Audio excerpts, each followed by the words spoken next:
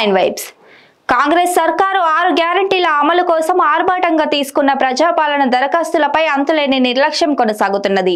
మొన్నటికి మొన్న హైదరాబాద్లో రోడ్లపై అర్జీలను పడేసిన ఘటన మరవక ముందే ఇలాంటి సంఘటనే రాజన్న సిరిసిల్ల జిల్లాలో వెలుగులోకి వచ్చింది.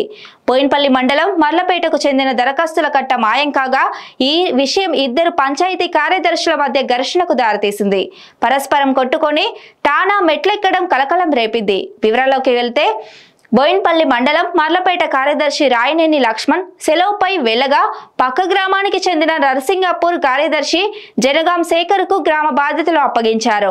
ఆయన ఇటీవల జరిగిన ప్రజాపాలనలో మర్లకుంట గ్రామస్తుల నుంచి దరఖాస్తులు స్వీకరించారు.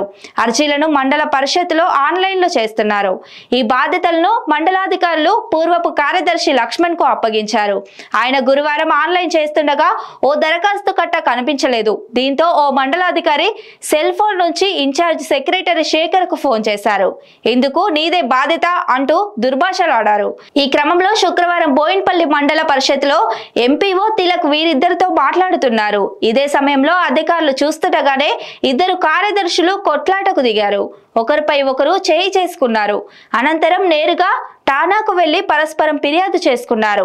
ఈ విషయంపై ఎంపీఓ తిలక్ ను విలేకరులు సంప్రదించగా గొడవ జరిగింది నిజమేనని చెప్పారు. ఈ ఘటనపై ఉన్నతాధికారులకు నివేదిస్తామని పేర్కొన్నారు.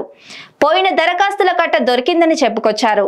అయితే నిజంగా ఆ దరఖాస్తుల కట్ట దొరికిందా లేదా ఎంపీఓ కావాలని ఆ విధంగా చెప్పారా అనే అనుమానాలు వ్యక్తమవుతున్నాయి. Stay tune to 9 vibes.